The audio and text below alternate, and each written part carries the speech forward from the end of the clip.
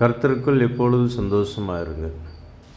Rejoice இன் த Lord always என்று நாம் பார்க்கிறோம். கர்த்தருக்குள் சந்தோஷமாக யார் எப்பொழுது இருக்க முடியும்?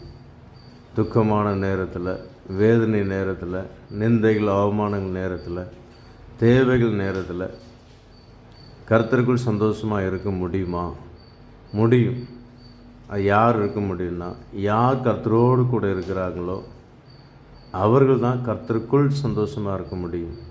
மனுஷரோடு, பாவத்தோடு, கெட்ட நண்பரோடு நாம் இருப்போமானால் நாம் அந்த சந்தோஷத்தை பெற்றுக்கொள்ள முடியாது. கர்த்தருக்குள் சந்தோஷமாக இருக்க முடியாது.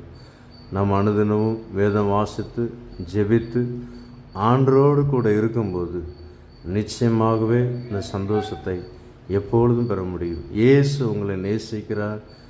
God bless you.